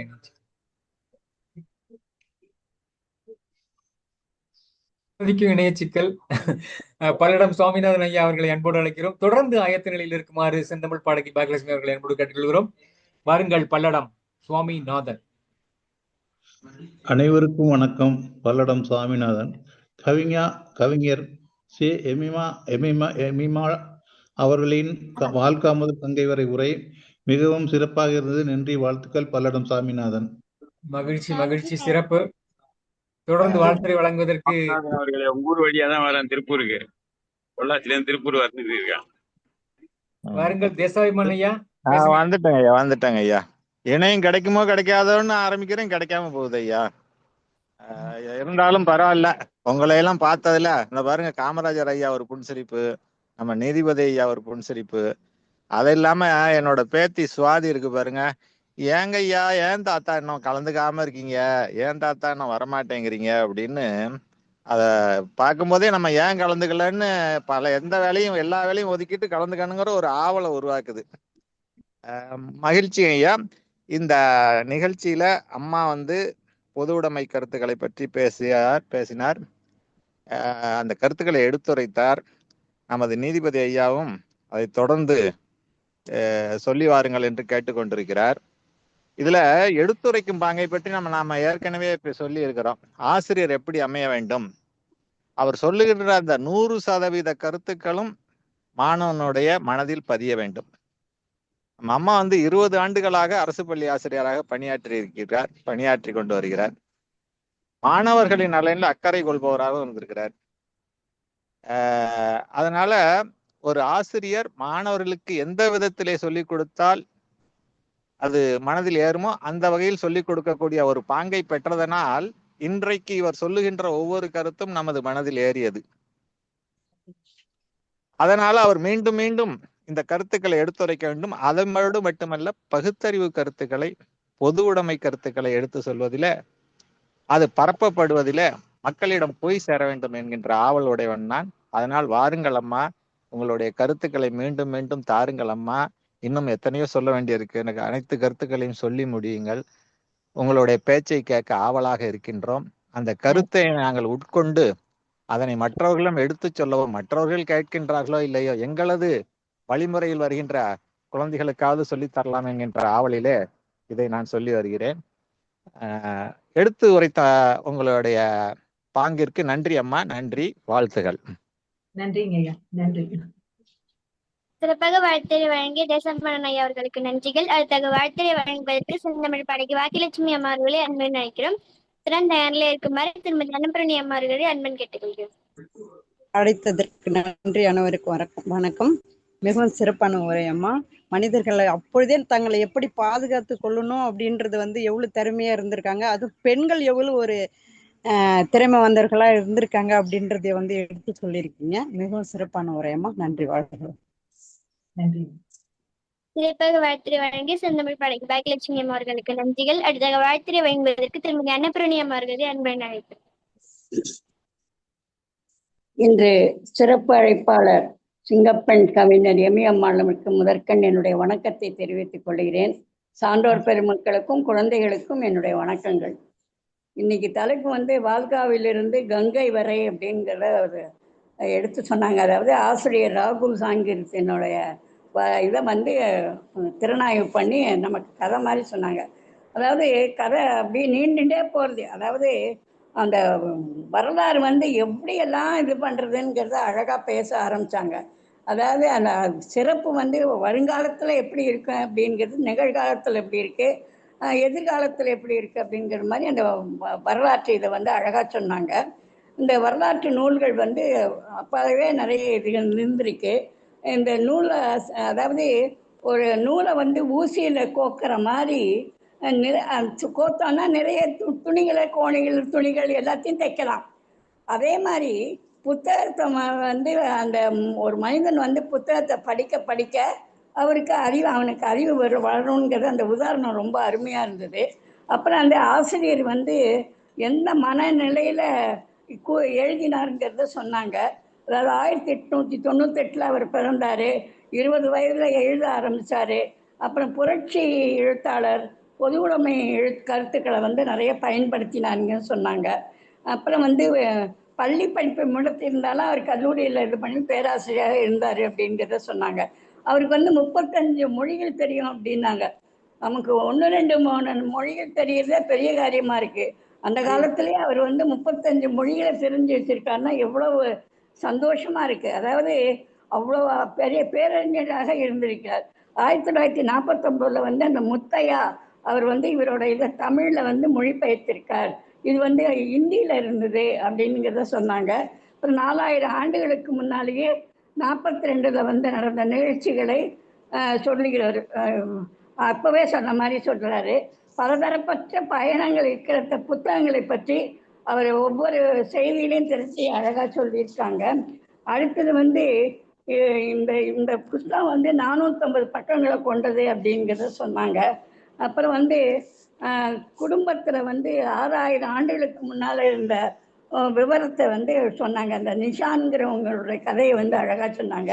அந்த நண்பர்களும் அவங்களும் எப்படியெல்லாம் வாழ்ந்தாங்க, அந்த சூரிய ஒளியில் பனிப்பிரதேசத்தில் எப்படி இருந்தாங்க, அந்த குன்றுகள் மேலே அதுக்கு மேலே ஏறி என்னெல்லாம் பண்ணாங்க.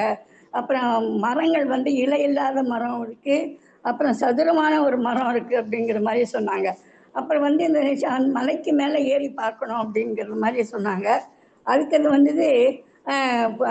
அந்த பக்கம் புகை வரதை பார்த்துட்டு ரொம்ப ஆச்சரியப்பட்டாங்க. அங்கே என்ன இருக்குது அப்படிங்கிறது எப்படியாவது பார்க்கணுங்கிறதுக்காக போய் அவங்க விழிப்புணர்வோடு இருக்காங்க. ஏன்னா ஏதாவது ஒன்று தகராறு ஆயிடுமோ அப்படிங்கிற மாதிரி ஒரு விழிப்புணர்வு இருக்குது. அங்கே போய் பார்த்தோம்னா ஒரு பாட்டி, அங்கே குழந்தைகள்லாம் இருக்குது. அவங்க அந்த கதையெல்லாம் உங்கள்கிட்ட ஒவ்வொரு குழந்தைகளோட இதையும் அவங்க குடும்பத்தை சொல்கிற கதையெல்லாம் சொன்னாங்க.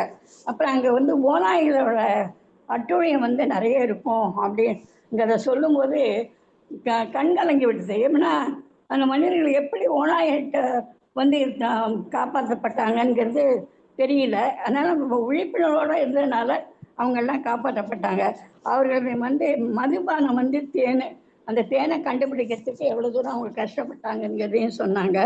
அப்புறம் அவங்க சொல்லும்போதே அந்த தேனை நம்ம சுவைத்த மாதிரி இருந்தது. எனக்கு தேனோன்னே எல்லாருக்கும் நாவலில் ஒரு இனிப்பு நமக்கே உணர்வு ஏற்படுது. தேன் அவ்வளவு நல்லது. குழந்தைகளுக்கு நாக்கில் தடவுவாங்க, பிறந்த குழந்தைகளுக்கு நாக்கில் தடவுவாங்க அந்த தேனை. அந்த மாதிரி ஏதாவது இதை மருந்து இருந்து கொடுக்கணுன்னா கூட தேனில் குழைச்சி குழந்தைகளுக்கு கொடுப்பாங்க அந்த காலத்தில்.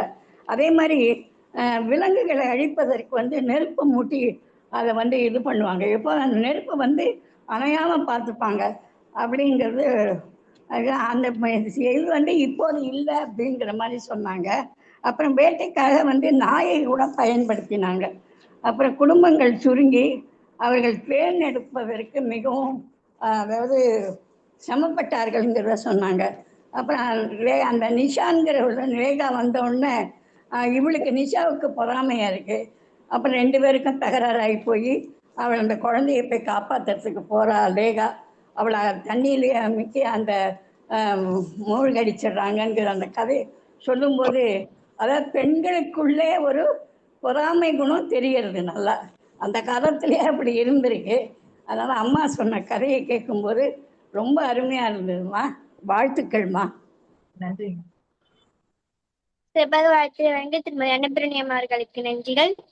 இந்நிகழ்வு வருது காணல் உரை. காணல் உரை என்பது இன்றைய சிறப்படைப்பாளர் அவர்களுக்கு மீண்டும் ஒருமுறை வழங்கும் வாய்ப்பாகும். இதில் தகுந்த நிகழ்ச்சியில் கலந்து கொண்டு உரையாற்ற அனுபவத்தை பற்றியும் இதன் கருத்துக்கள் விடுபட்டிருந்த அந்த கருத்துக்களை மேலும் இந்த களம் சிறப்பாக நடைபெறுவதற்கு இதன் கருத்துக்கள் அந்த கருத்துக்களையும் தொடர்ந்து வழங்க வருமாறு இன்றைய சிறப்படைப்பாளர் கவிஞர் எமிமாலம் அவர்களை அன்புடன் அழைக்கிறோம்.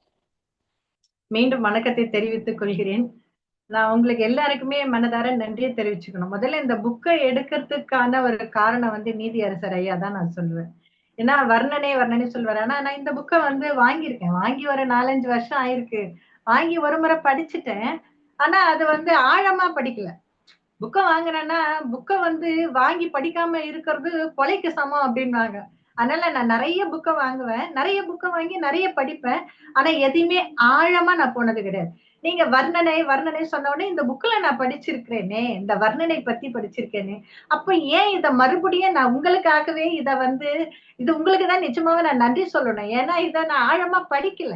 ஆனா இத சொல்லணும்னு நினைக்கிறப்பதான் இதுல இருக்கிற ஆழத்தை நான் புரிஞ்சுக்க ஆரம்பிச்சேன். நான் ஆரம்பிச்ச பிறகுதான் இத என்னால புரிஞ்சுக்க முடிஞ்சதுனாலதான் புரியுற மாதிரி சொல்ல முடிஞ்சதுன்னு நான் நினைக்கிறேன். ஆனா இன்னைக்கு நிஜமாவே எல்லாருக்கும் நன்றி.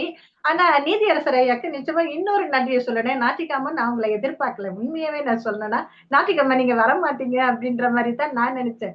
நான் திருக்குறள் ஐயா கடகட கேட்டேன். அப்ப ஐயா வரமாட்டாரா நாளைக்கு அப்படின்னு. அப்ப நீங்க குரூப்ல போடுவீங்களா நான் பேசுறது, நான் பேசுறேன்னு எதனா தெரியுமா, ஐயாவுக்கு தனியா போடுவீங்களா, இல்ல நம்ம குழுவுல ஏதாவது போடுவீங்களான்னு. இல்லைங்கம்மா, அவங்க பார்த்தா அப்படி நீங்க பேசுற மாதிரி இருக்குன்னு நினைக்கிற மாதிரி இருந்தா வருவாரு. நாட்டிக்காம அநேகமா வரமாட்டாரு. நானா நிஜமாவும் உங்களை பார்த்ததுல எனக்கு ரொம்ப சந்தோஷம். ஏன்னா எல்லாருமே ஆனா நான் எடுத்தது நீங்க அடிக்கடிக்கு இந்த வர்ண சொல்வீங்கல்ல 4 வர்ணனை, அதுக்காகவே இத மறுபடியும் நான் படிக்க ஆரம்பிச்சதான். அதனால இது எல்லாருமே நான் என்ன சொல்றது, மனதார உங்களுக்கு நன்றி சொல்லிக்கிறேன். இதே மாதிரி அடுத்த 2 கதைகளா இல்லாட்டி ஒரு தலைப்பா நான் எடுத்து நான் கண்டிப்பா சொற்பொழிவு ஆற்றுவேன் என்று உங்களுக்கு நான் தெரிவிச்சுக்கிறேன். நன்றி, வணக்கம். நன்றி.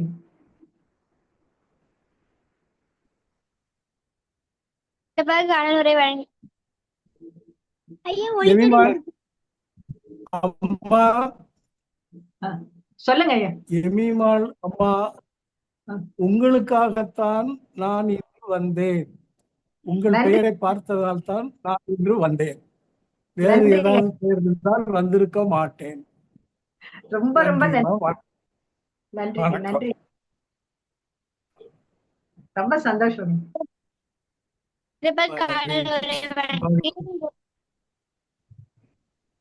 கலந்துரை வழங்கி இன்றைய சிறப்படைப்பாளர் கவிஞர் எமிமாலம் அவர்களுக்கு கலந்துரையிடவும் பிரிவின் சார்பாக நன்றிகள் தெரிவித்துக் கொள்கிறோம். இத்துடன் 2ஆம் பகுதி நிறைவடைகிறது. 3ஆம் பகுதி நிகழ்வை ஸ்மாத்தியா கவிதை படிக்கிறேன். நன்றி, வணக்கம். நன்றி. அனைவருக்கும் வணக்கம். கலந்துரையாடுவோம் பேரவை தமிழ்நாடு நடத்தும் நூல் திறனாய்வாளர் எண் 2180 நாள் 14/6/2026 ஞாயிற்றுக்கிழமை. திருவள்ளுவர் ஆண்டு 2057. இன்றைய சிறப்பழைப்பாளர் சிங்கப்பெண் கவிஞர் எமிமாள் அம்மா அவர்கள். இன்று நம்மிடம் உரை வழங்கியமைக்காக அம்மா அவர்களுக்கு மனமார்ந்த நன்றி தெரிவித்துக் கொள்கின்றோம். நன்றிங்கம்மா. இன்றைய சிறப்பழைப்பாளர் அம்மா அவர்களுக்கு பாடு சான்றிதழ் பிரணம் மூலமாக வழங்கப்படும். நன்றி உரை. இன்று திருக்குறள் கூறிய சகோதர சகோதரிகள் அனைவருக்கும் மனமார்ந்த நன்றி தெரிவித்துக் கொள்கின்றோம். இன்றைய குரலும் பொருளும் வரலாற்று செய்தி வழங்கிய திரு பிரம்மநாயகம் ஐயா அவர்களுக்கு மனமார்ந்த நன்றி தெரிவித்துக் கொள்கின்றோம். நன்றி ஐயா. இன்று இசைப்பாடல் வழங்கிய பாடல்களுக்கும் மனமார்ந்த நன்றி தெரிவித்துக் கொள்கின்றோம். தொடர் வருகையாளர்களுக்கும் மனமார்ந்த நன்றி தெரிவித்துக் கொள்கின்றோம். தலைமை ஒருங்கிணைப்பாளர் நான்கூர் IAS அகாடமி இயக்குனர் பேராசிரியர் தமிழீழன் ஐயா அவர்களுக்கும் கண்ணம்மாள் அம்மா அவர்களுக்கும் மனமார்ந்த நன்றி தெரிவித்துக் கொள்கின்றோம். முன்னாடி நாள் ஒருங்கிணைப்பாளர் அனைவர்களுக்கும் மனமார்ந்த தெரிவித்துக் கொள்கின்றோம். அழைப்புதல் மற்றும் பாடு சான்றிதழ் வடிவு தரும் சாமிலி அம்மாவிற்கும் மனமார்ந்த தெரிவித்துக் கொள்கின்றோம். நாளைய நிகழ்வு கலந்துரையாடுவோம்